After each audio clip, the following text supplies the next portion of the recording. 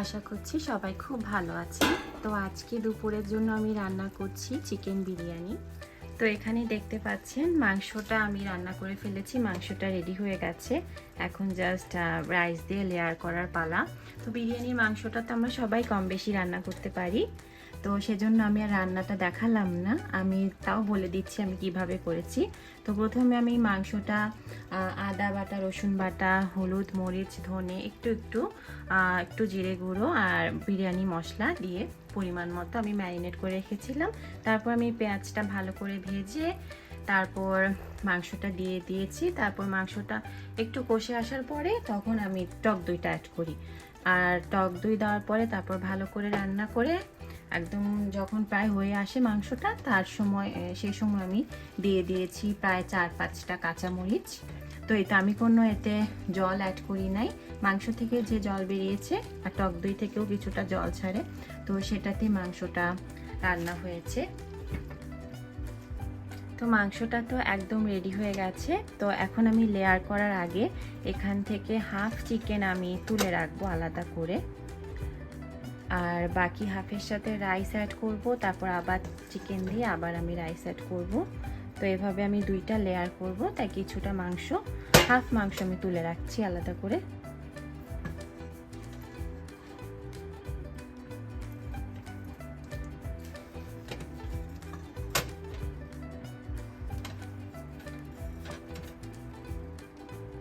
আলুগুলো আমি উপরেই দেব, কারণ আলুগুলো যেহেতু সেদ্ধ হয়ে গেছে অনেকটাই, একদমই সেদ্ধ হয়ে গেছে, তা আলুটা জাস্ট উপরে দিয়ে রাখবো। তো এটা আমি হাফ তুলে নিলাম এখানে, আর হাফ প্যানই রাখলাম। এখন আমি লেয়ার করব।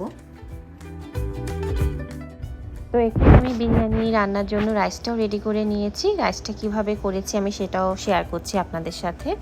তো আমি করি কি, আমি যেদিন বিরিয়ানি রান্না করব ঠিক করি, মাঝে মাঝে আমি করি কি তার আগের দিনই আমি রাইসটা রান্না করে রাখি, রেখে আমি ফ্রিজে রেখে দিই। এতে করে হয় কি ভাতটা না খুব ঝরঝরা থাকে, আমার মনে হয়, মানে আমার ভালো লাগে, সেজন্য আমি এরকম করি। আর যদি আগের দিন রান্না করতে না পারি তাহলে দেখা যায় যে যেদিন রান্না করব বিরিয়ানি সেদিন একদম সকালে নাস্তার সাথে সাথেই আমি বিরিয়ানি রাইসটা বসিয়ে দিই। তারপরে যখন রান্নার সময় হয় ওই সময়ের মধ্যে ভাতটা তো একদমই ঠান্ডা হয়ে যায়। তো আমার কাছে এই টেকনিকটা ভালো লাগে, এটা আমি জাস্ট নিজেই ট্রাই করেছি। তারপর দেখলাম যে না, রেজাল্টটা ভালোই হয়, ভাতটা একদম ঝরঝরে থাকে, আর মানে দেখতেও সুন্দর হয়, খেতেও ভালো লাগে। তো এতে কিন্তু সময়ও অনেকটা বাঁচে। তো আপনারাও কিন্তু চাইলেও এই টেকনিকটা ফলো করতে পারেন। আগের দিন অথবা যেদিন রান্না করবেন বিরিয়ানি সেদিন সকালবেলায় রাইসটা রান্না করে রাখতে পারেন। তারপরে মাংসটা রেডি করে জাস্ট রাইসটা লেয়ার করে দিলেই তো আপনার বিরিয়ানি রেডি হয়ে যাবে। তো এখন আমি লেয়ারটা করব। তো এখানে যেই মাংসটা ছিল সেটার সাথে এখন আমি প্রথম লেয়ার ভাতটা দিচ্ছি। তো দেখেন ভাতটা কিন্তু খুবই ঝরঝরা, এখানে দেখতেও ভালো লাগছে। তো এখানে আমি একটা লেয়ার দিলাম রাইসে, তারপরে আমি দেব কিছু মশলা বলতে কাঁচামরিচ, ধনেপাতা, ঘি, এইসব। তো এখন আমি প্রথম লেয়ারে দিচ্ছি হচ্ছে কিছু বেরেস্তা। এটা আমার দোকান থেকে কেনা বেরেস্তা, আপনারা তো বাসায় তৈরি করেও দিতে পারবেন। তো আমি বাসায় তৈরি করে দেওয়ারই চেষ্টা করি, যেদিন হাতে সময় কম থাকে সেদিন দেখা যায় যে আমি দোকানেরটা ইউজ করি। তারপর আমি দিচ্ছি 2টা কাঁচামরিচ, আর দিচ্ছি একটুখানি ধনেপাতা, আর এর সাথে দিচ্ছি একটু রোজ ওয়াটার। এতে তো স্মেলটা ভালো আসে, আমরা সবাই জানি। অল্প দিচ্ছি, খুব বেশি না। আর দিচ্ছি হচ্ছে কেওড়া জল, এটাও অল্প পরিমাণেই দিচ্ছি। আর এছাড়া আমি দিচ্ছি বিরিয়ানি মশলা একটুখানি, এতে বিরিয়ানির যে স্মেলটা সেটা আরও বেশি এনহ্যান্স করে, ভালো লাগে, গন্ধটা খেতেও ভালো লাগে। আর আপনার লবণটাও ব্যালেন্স হয়ে যায় যদি কম হয়ে থাকে। আর আমি দিচ্ছি আমার বাসায় বানানো ঘি, এটা হচ্ছে আমার হোমমেড ঘি, আমি বাটার কিনে বানিয়েছিলাম। তো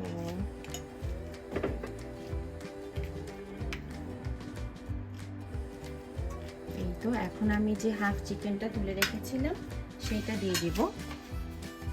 তো আমি হাফ তুলে রাখা চিকেনটা এখন দিয়ে দিচ্ছি এর মধ্যে।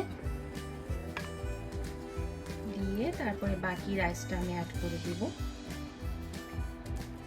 আর কিছুটা ঝোল আমি রেখে দিলাম, এটা একদম শেষে যে ভাতটা দিব তার উপর দিয়ে একটুখানি দিয়ে দিব, তাহলে রংটা দেখতে ভালো আসবে। তো এবার আমি বাকি হাফ রাইস অ্যাড করে দিচ্ছি। এখনই কিন্তু দেখতে দারুণ লাগছে। তো এটা আমি কিছুক্ষণ দমে রেখে দিব, যেহেতু সব কিছু এখানে রেডি, ভাতটাও প্রায় রেডি আর মাংসটা তো রেডি অবশ্যই। জাস্ট সব কিছু মশলা মিশিয়ে যে বিরিয়ানির যে গন্ধটা বের হবে সেটা এখন আর কি এই দমে রাখার ফলে আসবে। তো এগুলো তো আমরা সবাই জানি কম বেশি। আর ভাতটা আগে রান্না করে রাখলে হয় কি আপনার অনেকটা টাইম সেভ হয়। তো আপনি যখন তখন ইচ্ছে করলে মাংসটা রেডি করে তারপরে আগের দিনে তৈরি করে ভাতটা রেখে দিলে তো ঝটপট বিরিয়ানিটা তৈরি হয়ে যায়। তো এই তো আমার লেয়ার করা তো শেষ। এখন আমি যে ঝোলটা ছিল একটুখানি বাকি, সেই ঝোলটা অ্যাড করে দিচ্ছি, এতে উপরের রংটা দেখতে ভালো লাগবে। আর এর আগের ফার্স্ট লেয়ারে আমি যা যা দিয়েছিলাম সেগুলোই আবার রিপিট করব।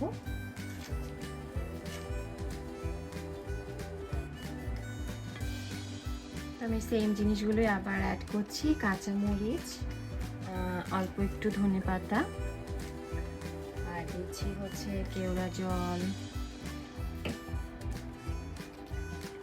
গোলাপ জল, আর এবার একটু বেশি করে বেরেস্তা দিব।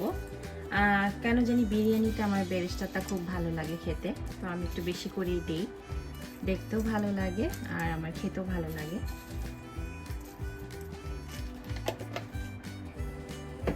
আর দিচ্ছি বেশ কিছুটা বিরিয়ানি মশলা, তো সেম জিনিসগুলোই আবার অ্যাড করছি।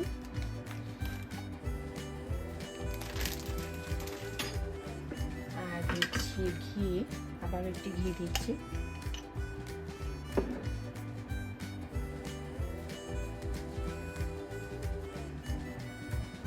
আপনারা চাইলে ঘি একটু বেশিও দিতে পারেন। তো আমার মনে হয় যে বিরিয়ানিতে ঘির গন্ধটা যদি বেশি প্রমিনেন্ট হয় তাহলে বিরিয়ানির গন্ধটা যে স্মেলটা থাকে সেটা নষ্ট হয়ে যাবে। তাই আমি ঘিটা মানে খুব বেশি দেই না, যতটুকু না দিলে না হয় ততটুকু ইউজ করি। তো এই তো আমার লেয়ারিং রেডি। এখন জাস্ট ঢাকনাটা দিয়ে ঢেকে জাস্ট কয়েক মিনিট, হয়তো 5 to 7 মিনিটস আমি এভাবে ঢেকে রেখে দিব। এই তো চুলার জালটা আগুনটা একদমই কমানো থাকবে, লোতে থাকবে। তো এখানে দমে বসিয়ে দিয়েছি বিরিয়ানিটা ঢাকনা দিয়ে, আর 5 মিনিটের মতো রাখবো। আর এর সাথে আমি করেছি একটু ডিম ভুনা, বেশি করে পেঁয়াজ দিয়ে। আর বিরিয়ানির সাথে আমার যে সাদা সেদ্ধ ডিমটা হয় সেটাই ভালো লাগে খেতে, কিন্তু আমার মেয়ে আবার ঝোল ছাড়া খেতে পারে না, তো ওর জন্য একটা কিছু করতে হয় ঝোলের। তো ওর জন্য এই ডিম ভুনাটা করেছি একটু ঝোল ঝোল রেখে। আর এই তো বিরিয়ানি দমে হচ্ছে, এই হচ্ছে আমাদের আজকে দুপুরের রাতের মেনু।